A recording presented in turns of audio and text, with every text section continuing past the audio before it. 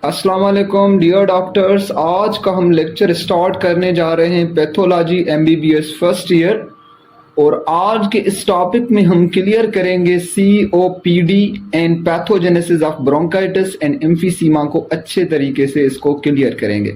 इससे पहले मैं आपको बताऊं, मेरा नाम है डॉक्टर यूसुफ खोसो। मैं आपके लिए एफर्ट्स करके, जतन करके, आपके लिए मटेरियल को इकट्ठा करके आपके तरफ आपके लिए मॉड्यूल वाइज पेश करता हूँ। अगर आपको मेरी ये एफर्ट्स पसंद आती हैं तो काइंडली इस लेक्चर को आखिर तक देखिएगा और इस लेक्चर को अपने फ्रेंड्स के साथ, अपने रिलेटिव्स के साथ ज़रूर शेयर कीजिएगा।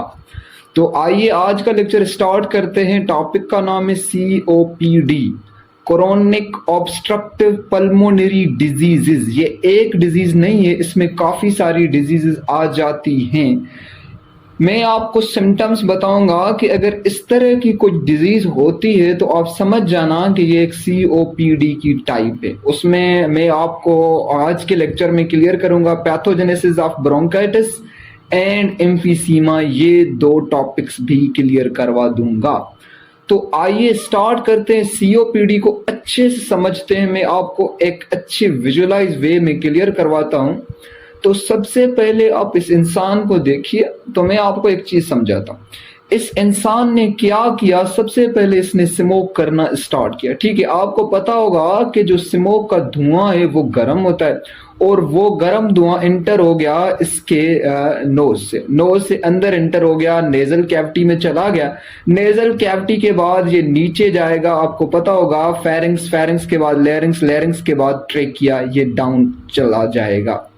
आपको पता होगा कि ट्रेकिया के अंदर हमारी क्या होती है, सीलिया। ट्रेकिया के अंदर क्या होती है, सीलिया। जो वो सीलिया, उनका काम क्या होता है, उन सीलिया का काम होता है कि वो जो पैथोजन, कोई बैक्टीरिया वगैरह हमारी बॉडी में जो एंटर होता है, ये सिंक्रोनसली मूव करके उसको बाहर निकाल देते हैं या उसको एंटर कर देते हैं फूड पाइप में पीछे से। ठीक है, तो अब तक आपको ये चीज समझ में आ गई होगी। तो ये किस तरह से काम करता है, जब ये गर्म धुआं इंटर होगा यहां से नोज से, तो वो जाएगा सीलिया को जला देगा। आपको पता होगा सीलिया को जब जला देगा तो सीलिया काम नहीं कर पाएंगे, सीलिया छोटे हो जाएंगे और अच्छे से वो बैक्टीरिया को, डस्ट को बाहर नहीं निकाल पाएंगे।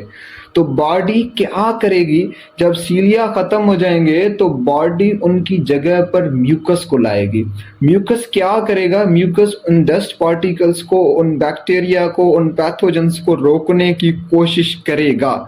जब यहाँ पर म्यूकस जमा होना स्टार्ट हो जाए तो ये जो नालियां हैं हमारी, जहां से एयर ट्रेवल करती है, ये बंद होना स्टार्ट हो जाएंगी। इसको हम बोलते हैं ऑब्स्ट्रक्शन, रुकावट। ये जो ट्रेकिया है, ट्रेकिया के साथ ब्रोंकियोल्स है, इनमें क्या आना शुरू स्टार्ट, इनमें रुकावटें आना स्टार्ट हो जाती हैं। इनको हम बोलते हैं ऑब्स्ट्रक्शन। और ये जो ऑब्स्ट्रक्शन होती है ये ज्यादा देर तक रहेगी। ये क्या रहेगी, ये ज्यादा देर तक रहेगी, इसलिए इसको हम बोलते हैं क्रोनिक ऑब्स्ट्रक्टिव। ऑब्स्ट्रक्टिव इसलिए बोलते हैं क्योंकि ये रुकावट है। पल्मोनरी डिजीज इसलिए बोलते हैं क्योंकि ये लंग और ब्रोंकियोल और अल्वेला के रिलेटेड है, इसलिए हम इसे बोलते हैं पल्मोनरी डिजीजेस बोलते हैं। आगे मैं इसको जाकर क्लियर करता हूं। तो मेरे ख्याल से आपको फुल फॉर्म COPD का समझ आ गया होगा। क्रोनिक, ज्यादा देर तक बीमारी रहेगी, दायमी बीमारी होगी। ऑब्स्ट्रक्टिव होगी, रुकावट होगी। किसमें रुकावट होगी, एयर में रुकावट होगी। पल्मोनरी मतलब लंग्स और ब्रोंकियोल के रिलेटेड होगी, ये डिजीज होगी। ठीक है, ये फुल फॉर्म से आपको पता चल गया होगा कि इस तरह की अगर बीमारी होगी तो उसे हम COPD बोलेंगे। ठीक है, यहां से आपको क्लियर किया हो गया होगा कि अगर सीलिया में इशू आ जाएगा तो हमारे ट्रेकिया, हमारे जो ब्रोंकियोल्स हैं वो बंद होने स्टार्ट हो जाएंगे due to hypersecretion of mucus. ये बात क्लियर हो गई होगी। उसके बाद ये जो स्मोक धुआं, ये हमारी नेजल कैविटी से इंटर होकर जब अंदर जाएगा जाते ये हमारी जाएगा सीलिया में। ये जो स्मोक धुआं हमारी सीलिया में जमा होना स्टार्ट हो जाएगा। आपको पता होगा कि हमारे जो अल्वोलाई हैं, सॉरी सीलिया मैंने बोला, हमारे जो अल्वोलाई हैं ये इलास्टिक होते हैं। इनमें प्रॉपर्टी होती है कि ये भर जाते हैं, फिर एयर को रिलीज करते हैं। इनमें एक इलास्टिक प्रॉपर्टी होती है। जब यहाँ पर ये गैसेस और डस्ट पार्टिकल्स और स्मोक जमा होना स्टार्ट हो जाएगा तो यहाँ से ये सख्त बनना स्टार्ट हो जाएगा। जब सख्त बन जाएगा तो इसकी इलास्टिसिटी कम होगी। जब इलास्टिसिटी कम होगी तो यहाँ से ये रप्चर होना स्टार्ट हो जाएगा। जब हमारी अल्वोलाई रप्चर है ना स्टार्ट हो जाएंगी तो हमारी अल्वोलाई खराब बन जाएंगी। इनमें कार्बन डाइऑक्साइड ट्रैप हो जाएगा, वो बाहर नहीं जा पाएगा, तो काफ़ी सारे इश्यूज होंगे और सरफेस एरिया डिक्रीज हो जाएगी।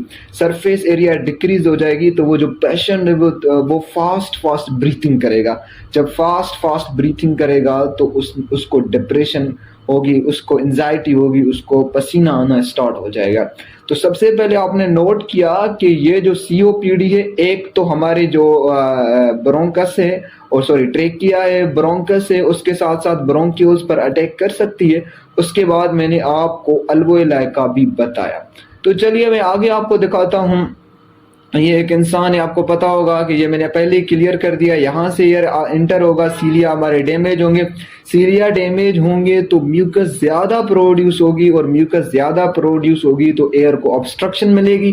उसके साथ साथ आगे हम जाएंगे तो हमारी सीलिया है, ब्रोंक्यूल सॉरी अल्वोलाई है।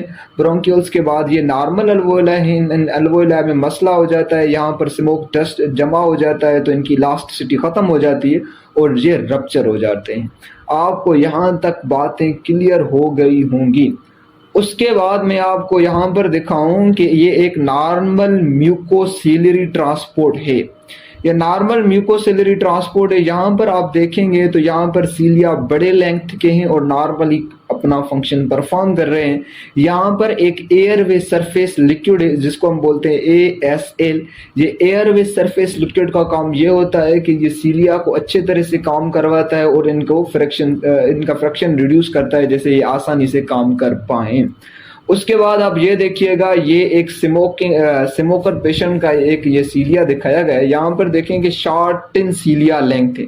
जो सीलिया का लेंथ है वो शॉर्ट बन गया है। डिक्रीज बीट फ्रीक्वेंसी, जो सीलिया की जो सिंक्रोनसली जो मूवमेंट है वो डिक्रीज हो गई है और ASL एयर वे सरफेस लिक्विड भी कम हो गया है। ये आप देख सकते हैं, ये पेशेंट के जो सीलिया हैं ये कितने कमजोर हो गए, छोटे हो गए, ये एक प्रॉब्लम आ गई है। तो उसके बाद हम आगे चलते हैं। अभी ये डेफिनेशन है, मैं आपको जो डेफिनेशन है COPD की डेफिनेशन वो मैं आपको COPD से ही क्लियर करवा दूंगा। मतलब मैं आपको COPD आप याद रखें, आपको डेफिनेशन याद हो जाएगी। तो सबसे पहले आप देखिए यहाँ पर लिखा हुआ है कोरोनिक। C फॉर कोरोनिक, आप इसको देखिएगा, C फॉर कोरोनिक। कोरोनिक का मतलब है long term disease does not go away. ये एक बड़े पैमाने का दायमी बीमारी है जो आसानी से दूर नहीं जाती। ऑब्स्ट्रक्टिव का मतलब क्या होता है? ऑब्स्ट्रक्टिव का मतलब है causes air flow limitation in lungs. Lungs में एयर को लिमिटेड बना देता है, ज्यादा एयर फ्लो नहीं होती, एयर को लिमिटेड बना देता है। उसके बाद है पल्मोनरी। पल्मोनरी का मतलब है कि ये डिजीज अफेक्ट करेगी, लंग्स को अफेक्ट करेगी, ब्रोंकाई को अफेक्ट करेगी और उसके साथ साथ अल्वोलाई को अफेक्ट करेगी। उसके बाद ये एक डिजीज है। इस डिजीज की मैं एक निशानी बताऊं, अच्छी निशानी जो आप याद रखेंगे, ज्यादा देर तक आपको काम देगी, वो ये कि ये एक प्रोग्रेसिव डिजीज है। प्रोग्रेसिव मतलब ये वक्त के साथ साथ बढ़ती जाती है, ये कम नहीं होती। और उसके साथ साथ ये एक इरिवर्सिबल डिजीज है। काफी ऐसी डिजीजेस होती हैं जो रिवर्सिबल होती हैं, उसमें एक मैं एग्जांपल आपको दूं, एज्मा। एज्मा एक रिवर्सिबल, एज्मा और COPD में यही डिफरेंस है। एज्मा भी इस तरह से ही होती है, उसमें हाइपर सीक्रेशन ऑफ म्यूकस होती है, उसमें भी इन्फ्लेमेशन होती है। ये चीजें आपको मैंने पढ़ाई हैं, एज्मा का लेक्चर बना हुआ है, आप जाकर देख लें। तो वो एक रिवर्सिबल डिजीज है। वाइल ये जो COPD है ये इरिवर्सिबल है, ये वक्त के साथ कम नहीं होता बल्कि बढ़ता जाता है। आपको अगर कोई पूछे कि एज्मा और COPD में क्या डिफरेंस है तो आपको सबसे पहले ये बताना है कि जो एज्मा है वो रिवर्सिबल है और जो COPD है वो क्या है, इरिवर्सिबल है। ठीक है, उसके बाद आगे चलते हैं। मैं आपको इससे पहले एक वीडियो दिखाता हूँ, उस आप वीडियो को देख लीजिए। वहां पर देखें आपको किस तरह से ये दिखाया गया है क्रोनिक ऑब्स्ट्रक्टिव पल्मोनरी डिजीज।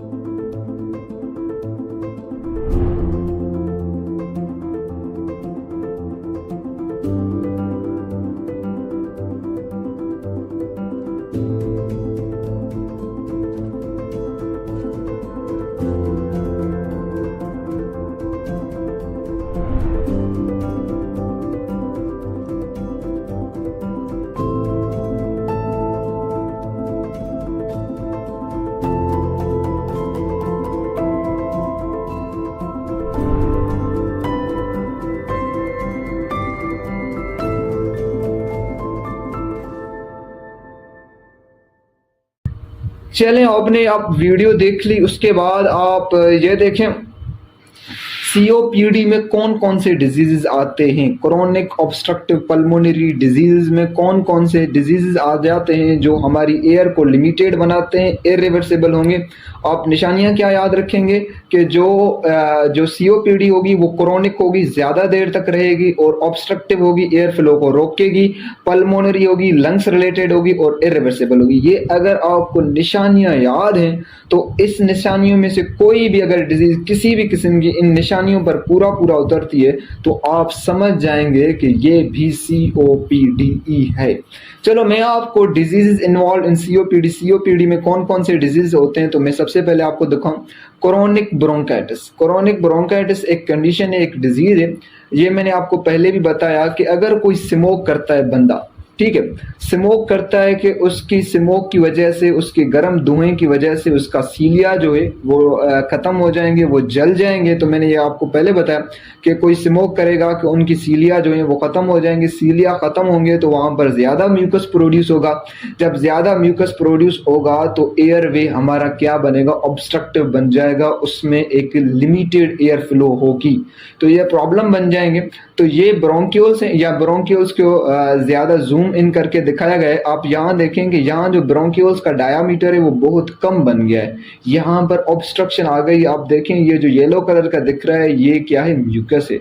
यहाँ पर ज्यादा म्यूकस जमा हो गई है, एक्सेस म्यूकस, डैमेज्ड सीलिया, जो सीलिया है हमारे डैमेज हो गए। याद रखिएगा क्रोनिक ब्रोंकाइटिस ब्रोंक्यूल्स के रिलेटेड है। यहाँ पर जो ब्रोंक्यूल्स हैं उनमें जो एयर फ्लो है वो लिमिटेड फ्लो होगी और वहां पर एक्सेस म्यूकस बन जाएगा। इसको हम बोलते हैं क्रोनिक ब्रोंकाइटिस। और क्रोनिक ब्रोंकाइटिस की मैं आपको बताऊं कि ये इसको आप आसानी से किस तरह से आइडेंटिफाई कर सकेंगे, तो मैं इजीली आपको समझाता हूं। क्रोनिक ब्रोंकाइटिस को आप इधर देखिए। सबसे पहले तो आप ये देखें कि यहाँ पर क्या होगी, इन्फ्लेमेशन ऑफ ब्रोंकाई, ब्रोंकाई की इन्फ्लेमेशन होगी, और लार्ज एयरवेज की भी इन्फ्लेमेशन हो सकती है। जैसे मैंने आपको बताया ट्रेकिया की, ब्रोंकाई की, प्रिंसिपल ब्रोंकाई में भी हो सकती है। इसको क्लिनिकली कैसे डिफाइन करेंगे, आप कैसे आइडेंटिफाई करेंगे कि इस पेशेंट को क्रोनिक ब्रोंकाइटिस ई है, तो इसका एक बड़ा सिम्टम है जो आपको याद रखना है, cough with cough with mucus for at least 3 months in consecutive years. उस पेशेंट को 3 months क्या होगी, कफिंग होगी विथ म्यूकस, और ये लगातार 2 years तक होगी। ये मैं आपको आसान वर्ड्स में ऐसे समझाऊं। देखें, अल्लाह ना करे मुझे क्रोनिक ब्रोंकाइटिस हो गई है, तो अभी क्या चल रहा है 2025 में मुझे 3 months तक, एटलीस्ट कम अज कम 3 months तक मुझे ये कफिंग होगी विथ म्यूकस होगी।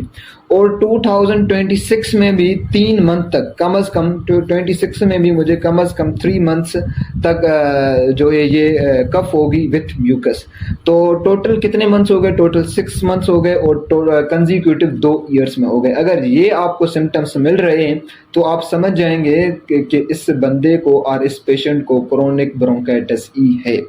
उसके बाद अगर बात करें क्रोनिक ब्रोंकाइटिस के बारे में, caused by long term irritation, इसका मतलब क्या होगा कि ये caused by long term irritation, मतलब ज्यादा देर तक खुद को इरिटेट करता रहेगा। एक इरिटेशन होती है लॉन्ग टर्म नहीं, एक जो नॉर्मल टेम्पररी इरिटेशन होती है उसके साथ ये डिजीजेस नहीं होती।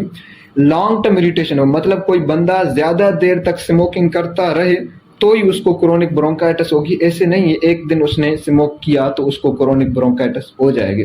उसके बाद याद रखिएगा leads to mucus hypersecretion. इस क्रोनिक ब्रोंकाइटिस में क्या होगा, म्यूकस की हाइपर सीक्रेशन होगी, एयरवे हमारे जो है वो नेरो बन जाएंगे, एनक्रोगी, ज्यादा देर तक ये इन्फेक्शन रहेगी।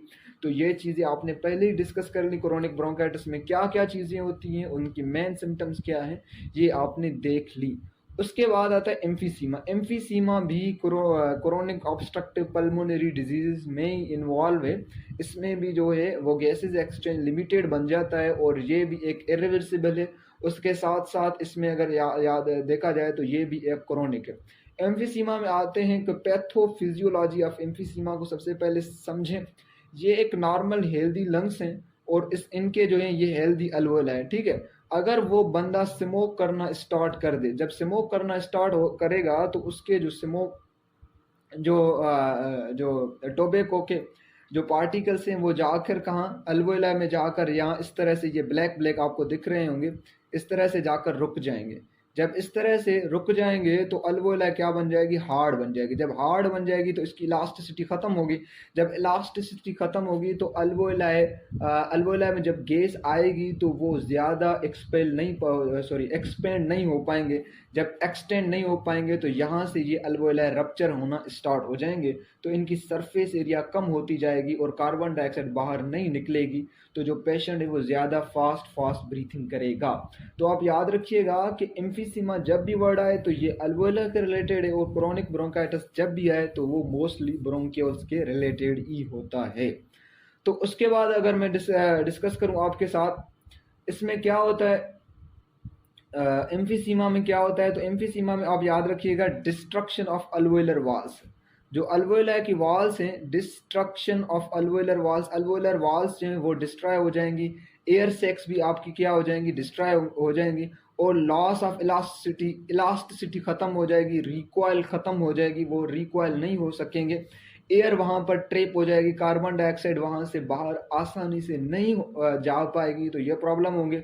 और ये मोस्टली काज्ड बाय स्मोकिंग की वजह से होती है। और उसके साथ साथ इसका एक दूसरा काज लिखा हुआ है जो आप याद रखेंगे, alpha 1 anti trypsin. Alpha 1 anti trypsin ये एक प्रोटीन है जो किससे प्रोड्यूस होती है, जो लिवर से प्रोड्यूस होगी। ये बात याद रखिएगा, ये इन्फ्लेमेशन को रोकती है। एंटी ट्रिप्सन क्या करती है, इन्फ्लेमेशन को रोकती है। अगर कहीं पर भी लंग में इन्फ्लेमेशन होने की चांसेस होंगे तो वो एंटी ट्रिप्सन जाकर वहां पर उसको रोक देता है। अगर इसकी कमी होगी तो एम्फीसीमा के चांसेस बढ़ जाएंगे। तो आप याद रखिएगा, एम्फीसीमा में फर्स्ट कॉज है स्मोकिंग, और उसके बाद है अल्फा 1 एंटी ट्रिप्सन की डिफिशिएंसी। अगर उसकी डिफिशिएंसी हो जाएगी तो भी एम्फीसीमा के चांसेस बढ़ जाएंगे। उसके बाद लीड्स टू रिड्यूस्ड गैसेस। इसमें क्या होगा एम्फीसीमा में, और क्या होगा, leads to the reduced gas exchange. Gas exchange ज़्यादा लेवल पर नहीं हो पाएगी, थोड़ा थोड़ा गैस एक्सचेंज हो पाएगा, एंड ब्रीथलेसनेस होगी। तो ये चीज़ें आपने पढ़ ली, क्रोनिक ब्रोंकाइटिस पढ़ ली, एम्फीसीमा पढ़ ली, ये दोनों ही सीओपीडी में इन्वॉल्व हैं। उसके बाद जाते हैं एज्मा सीओपीडी ओवरले। मैंने आपको बताया कि एज्मा जो है ना, एज्मा खुद एक रिवर्सिबल है, और जो डिजीज रिवर्सिबल है वो सीओपीडी नहीं है। ये मैंने आपको पहले ही डेफिनेशन में क्लियर कर दी कि सीओपीडी इरिवर्सिबल होता है, ठीक है। एज्मा जो है वो क्या होता है, रिवर्सिबल होता है, ठीक है। ये बात आपने क्लियर कर ली। तो एज्मा जब इरिवर्सिबल बन जाए ना तो वो सीओपीडी की टाइप बन जाती है। ये चीज आप याद रखिएगा, एज्मा जब क्या बन जाए, एज्मा जब इरिवर्सिबल बन जाए तो वो किसकी टाइप बन जाती है, फिर वो सीओपीडी की टाइप बन जाती है। तो इस टाइप की जो डिजीज होगी उसमें फीचर्स जो होंगे वो बहुत एज्मा के भी फीचर्स होंगे और सीओपीडी के भी फीचर्स होंगे। एज्मा के टाइप भी होगा और सीओपीडी टाइप भी होगा। और ये जो एज्मा होगा ये रिवर्सिबल नहीं होगा, ये इरिवर्सिबल होगा। तो ज्यादा जब एज्मा ज्यादा बढ़ जाएगी, इरिवर्सिबल बन जाएगी, तो चांसेस हैं कि वो सीओपीडी की एक टाइप बन जाए।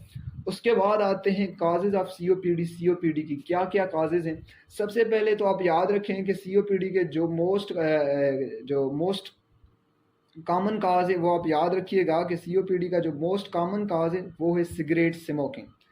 तो मैं इसको सेट कर लूँ एक मरतबा। अच्छा, सीओपीडी के जो मोस्ट कॉमन काज है वो क्या है, सिगरेट स्मोकिंग। सिगरेट स्मोकिंग की वजह से क्या होती है, आपको जो है सीओपीडी के चांसेस बढ़ जाते हैं। उसके बाद एयर पोल्यूशन की वजह से भी सीओपीडी हो सकती है। एयर पोल्यूशन में क्या होता है, specially indoor smoke from biomass fuel. अगर इंडोर स्मोक का मतलब होता है कि कोई बंदा बायोमास फ्यूल मतलब कोई बंदा घर में वुड जलाता है, अगर वो होता है ना, वो वुड जलाकर खाना बनाते हैं, इसको बोलते हैं बायोमास फ्यूल। इसकी वजह से जो स्मोक प्रोड्यूस होती है वुड की वजह से, उसकी वजह से भी आपको सीओपीडी हो सकती है। बायोमास फ्यूल का मतलब होता है आप जो है वुड को जलाकर उससे आप धुआं करके खाना बना रहे हैं। उसके बाद है ऑक्यूपेशनल एक्सपोजर। अगर किसी का पेशा है वो माइनिंग करता है, माइंस में काम करता है, तो उसकी वजह से वहाँ डस्ट ज़्यादा है, केमिकल्स ज़्यादा है, तो उसकी वजह से भी सीओपीडी हो सकती है। डस्ट की वजह से, केमिकल्स की वजह से, फ्यूम्स की वजह से, इन सब चीज़ों की वजह से सीओपीडी हो सकती है। उसके बाद अल्फा 1 एंटी ट्रिप्सन डिफिशिएंसी, ये एक जेनेटिक डिजीज है। मतलब याद रखिएगा कि सीओपीडी जेनेटिक भी हो सकती है। सीओपीडी जेनेटिक कब हो सकती है, जब अल्फा 1 एंटी ट्रिप्सन की डिफिशिएंसी हो। मैंने बताया अल्फा 1 एंटी ट्रिप्सन कहाँ से से प्रोड्यूस होती है, लिवर से प्रोड्यूस होती है और ये इन्फ्लेमेशन को रोकती है। अगर इसकी कमी हो जाए तो भी जो है आपको अल्लाह ना करे आपको सीओपीडी हो सकती है पेशेंट को। उसके बाद एक क्रोनिक रेस्पिरेटरी इन्फेक्शन, अगर उस पेशेंट को क्रोनिक रेस्पिरेटरी इन्फेक्शंस हैं ऑलरेडी या चाइल्डहुड में, बचपन में उसको क्रोनिक रेस्पिरेटरी इन्फेक्शंस हुए थे जिसमें एज़मा भी आ सकता है, अगर उस बच्चे को पहले ही बचपन में एज़मा था तो उसकी वजह से भी सीओपीडी हो सकता है। उसके बाद है long term exposure to toxic gases, अगर कोई बंदा ज़्यादा देर तक टॉक्सिक गैसेस को के पास काम करता है, उनके पास रहता है, तो इसकी वजह से भी सीओपीडी हो सकता है। जैसे इंडस्ट्री में वो काम करता है, अगर वो एसी इन्वायरमेंट में रहता है जहाँ पर टॉक्सिक गैसेस प्रोड्यूस हो सकती हैं तो उनकी वजह से भी सीओपीडी हो सकता है। तो सीओपीडी की काजेज आपको याद रखने और ज़रूरी याद रखने। उसके बाद आता है pathogenesis of chronic bronchitis. Chronic bronchitis हमारे टॉपिक में इन्वॉल्व है, इसकी पैथोजेनेसिस समझेंगे और ये हम पढ़ेंगे रोबिन्स पैथोलॉजी। रेबन्स पैथोलॉजी एक मशहूर बुक की आपको पता होगा, इससे हम समझेंगे कि क्रोनिक ब्रोंकाइटिस की पैथोलॉजी क्या है। सबसे पहले आप याद रखिएगा कि क्रोनिक ब्रोंकाइटिस को आप कैसे आइडेंटिफाई करेंगे। Chronic bronchitis is defined clinically as persistent cough, continuous cough होगा with sputum production for at least 3 months in consecutive months in 2 consecutive years। ये मैंने आपको पहली डेफिनेशन बताई। In absence of other causes नहीं होंगे। एब्सेंस ऑफ अदर कॉजेज में आगे जाकर आपको समझाता हूँ एब्सेंस ऑफ अदर कॉजेज का मतलब क्या है। तो आप मेन जो डेफिनेशन है उस पर फोकस करें कि इसमें क्या होगा। इसमें परसिस्टेंट कफ होगा, कंटिन्यूस कफ होगा, एटलीस्ट 3 months तक होगा और कंजिक्यूटिव 2 years तक होगा। ये मशहूर एक आइडेंटिफिकेशन है क्रोनिक ब्रोंकाइटिस की, आपको याद रखनी है, ये मैं पहले आपको समझा चुका हूँ। उसके बाद आता है pathogenesis of chronic bronchitis. Chronic bronchitis की पैथोजेनेसिस को मैंने आपको यहाँ पर रोबिन्स पैथोलॉजी बुक से एक समरी बनाकर आपके सामने पेश की है, तो आप इसको समझने की कोशिश करें, आपको सारी चीज़ें समझ में आ जाएंगी। सबसे पहले देखें, टोबैको जो स्मोक है, जो गर्म धुआं होता है, वो हमारी नेजल कैविटी से अंदर इंटर हो जाता है। जब वो अंदर इंटर हो जाता है तो हमारी इम्यूनिटी भी एक्टिव बन जाती है, क्योंकि वो हमारी सीलिया को डैमेज करता है तो इम्यूनिटी एक्टिव होगी। इम्यूनिटी में न्यूट्रोफिल्स एक्टिव होंगे, मैक्रोफेजेस एक्टिव होंगे और उसके साथ साथ CD8+ T सेल, इनको हम बोलते हैं साइटोटॉक्सिक सेल्स। तो साइटोटॉक्सिक सेल्स भी क्या हो जाएंगे, एक्टिवेट हो जाएंगे टोबैको के आने की वजह से। सबसे पहली चीज़ आप ये याद रखिएगा, ठीक है। उसके बाद क्या होगा, ये सारी इम्यूनिटी के सेल्स मिलकर क्या रिलीज करेंगे, इंटरल्यूकिन 8 को रिलीज करेंगे और उसके साथ TNF alpha, tumour necrosis factor alpha को रिलीज करेंगे। इसको हम इस तरह से पढ़ते हैं, अल्फा ट्यूमर नेक्रोसिस फैक्टर भी बोलते हैं, इसको रिलीज करेंगे, ठीक है। और उसके बाद LTB4 ल्यूकोट्राइन B4 को भी रिलीज करेंगे। तो ये 3 आप याद रखिएगा, ये रोबिन्स पैथोलॉजी में लिखे हुए। इंटरल्यूकिन 8 को रिलीज करेंगे और उसके साथ साथ ट्यूमर नेक्रोसिस फैक्टर अल्फा को रिलीज करेंगे, ल्यूकोट्राइन B4 को। ये सारी चीजें मिलकर क्या काज करेंगी, इन्फ्लेमेशन। तो सबसे पहला स्टेप क्या है, इन्फ्लेमेशन। टोबैको स्मोक आएगा, ये सारी सेल्स एक्टिवेट हो जाएंगी इम्यूनिटी की, उसके साथ साथ ये मीडिएटर्स और ये इम्यून रिस्पॉन्सेज रिलीज होंगी, उसके साथ क्या होगा, इन्फ्लेमेशन होगा। तो फर्स्ट सबसे पहले आपको ये याद रखनी है, जब ये मीडिएटर्स आएंगे, इम्यून रिस्पॉन्सेज आएंगी, तो इनकी वजह से क्या होगा, हाइपर सीक्रेशन ऑफ म्यूकस की ज़्यादा सीक्रेशन होगी। ये मैंने आपको बताया था कि सीलिया काम नहीं करेंगे तो म्यूकस की क्या बनेगी, ज़्यादा सीक्रेशन बनेगी। म्यूकस की ज़्यादा सीक्रेशन कैसे बनेगी, तो म्यूकस के जो सेल्स हैं या म्यूकस के ग्लैंड्स हैं, उनकी क्या होगी, हाइपरट्रॉफी होगी। हाइपरट्रॉफी मतलब वो साइज में ग्रो करेंगे, जो उनके ग्लैंड्स हैं उनके सेल्स साइज में ग्रो करेंगे। और हाइपरप्लेसिया होगी, हाइपरप्लेसिया तो उनके जो नंबर ऑफ सेल्स हैं वो भी बढ़ेंगे। Hypertrophy growth in size grow करेगी और उसके साथ एज फॉर साइज और इनमें नंबर ग्रो करेगा। जो ग्लैंड्स हैं, म्यूकस सेल्स हैं, उनका नंबर भी ग्रो करेगा, उनकी साइज भी बढ़ेगी। तो इसके नतीजे में जो रेड इंडेक्स है वो ग्रेटर देन 0.4 हो जाएगा। तो मैं आपको ये समझाऊं, ये एक इंपॉर्टेंट निशानी है सीओपीडी की और क्रोनिक ब्रोंकाइटिस की। जो रेड इंडेक्स है वो 0.4 से अगर बढ़ जाए तो आप समझ जाना कि वहाँ पर हाइपर सिक्रीशन ऑफ म्यूकस हो रही है और सीओपीडी की ये एक निशानी है। रेड इंडेक्स क्या है, रेड इंडेक्स एक रेशियो है थिकनेस ऑफ सब म्यूकोजल ग्लैंड जो सबम्यूकोजल ग्लैंड्स की जो थिकनेस है, आप इस तरह से पढ़ सकते हैं, जो सबम्यूकोजल ग्लैंड्स की जो थिकनेस है, thickness of submucosal glands, and इसको डिवाइड करेंगे total thickness of bronchial wall. जो ब्रोंकियल वॉल की टोटल थिकनेस है उसको हम रखेंगे हम डिनोमिनेटर में, और थिकनेस ऑफ सबम्यूकोजल ग्लैंड्स जो हमारी जो रेस्पिरेटरी ट्रैक में पाए जाते हैं उनकी थिकनेस को हम नोमिनेटर में रखेंगे, दोनों को डिवाइड करेंगे तो मोस्टली हमें जो नॉर्मल रेड इंडेक्स मिलती है वो 0.4 मिलती है। इसका मतलब है कि जो सब म्यूकोजल ग्लैंड्स हैं इनका size 40% of thickness of bronchial wall है। तो ये चीज़ आपको आई होप समझ में आ रही होंगी, आपने मैथ अच्छे से पढ़ा होगा। तो क्या होता है सीओपीडी में जो जो रेड इंडेक्स है ये 0.4 से बढ़ जाता है, इसका मतलब है कि थिकनेस ऑफ सबम्यूकोजल ग्लैंड्स बढ़ना स्टार्ट हो जाता है, इसलिए हाइपर सीक्रेशन ऑफ म्यूकस होती है। तो रेड इंडेक्स वाला कॉन्सेप्ट आप याद रखिएगा, thickness of submucosal glands to the total thickness of bronchial wall. उसके बाद पहला आपने क्या पढ़ा, सबसे पहले इन्फ्लेमेशन होगी जो मैंने आपको बताया, उसके बाद हाइपर सीक्रेशन ऑफ म्यूकस होगी, और तीसरा सीलरी डैमेज होगा। सीलरी डैमेज में क्या होगा कि हमारे जो सीलिया है, आपको पता होगा कि हमारे जो रिस्पिरेटरी ट्रैक्ट में उसमें जो इपीथेलियम है वो सीलिएटेड कॉलमनर इपीथेलियम है। हमारे जो रिस्पिरेटरी ट्रैक्ट में इपीथेलियम वो कौन सा है, सीलिएटेड कॉलमनर इपीथेलियम। जब इनके सीलिया खत्म हो जाएंगे, जल जाएंगे, तो इनके जो सीलिएटेड कॉलमनर इपीथेलियम है वो चेंज हो जाएगा स्क्वाइमस इपीथेलियम में। ये भी इंपॉर्टेंट चीज़ है, आपको याद रखनी है कि जो सीलिएटेड कॉलमनर इपीथेलियम है वो चेंज हो जाएगा स्क्वाइमस इपीथेलियम में चेंज हो जाएगा ड्यू टू इन्फ्लेमेशन। ये चीज़ें आप याद रखिएगा, इसको हम बोलते हैं मेटाप्लेशिया। जब एक चीज़ दूसरी में चेंज हो जाए और दूसरी वो काम ना कर पाए, सीलिएटेड कॉलमनर काम करते हैं, वो डस्ट पार्टिकल्स को बाहर भेजते हैं, स्क्वाइमस ये काम नहीं कर पाएगी, इसको हम बोलते हैं मेटाप्लेशिया, एक फॉर्म से दूसरे फॉर्म में चेंज हो जाना। तो ये मैंने आपको सारा जो है समरी बताया है। उसके बाद अब मैं आपको एग्जैक्ट वर्डिंग बताता हूँ कि रॉबिन्स पैथोलॉजी में क्या लिखा हुआ है। तो आप यहाँ से देखिएगा, सबसे पहले क्या होगा, सबसे पहले होगा क्रोनिक इरिटेशन एंड इन्फ्लेमेशन होगी कॉज्ड प्राइमरीली बाय सिगरेट। ये प्राइमरीली सिगरेट की वजह से होता है, ये चीज़ें आप याद रखिएगा। Primarily caused primarily by cigarette smoking, most commonly cigarette की वजह से होता है, एयर पॉल्यूटेंट्स की वजह से होता है, और ऑक्यूपेशनल एक्सपोजर की वजह से होता है। ये चीज़ें मैंने आपको बताई। उसके बाद टॉक्सिन्स इज टोबैको स्मोक, जब हम टोबैको स्मोक को इनहेल करते हैं उसकी वजह से क्या होता है, recruitment of neutrophils macrophages CD8 plus T cells जो मैंने आपको बताया साइटोटॉक्सिक सेल्स, ये एक्टिवेट बन जाते हैं।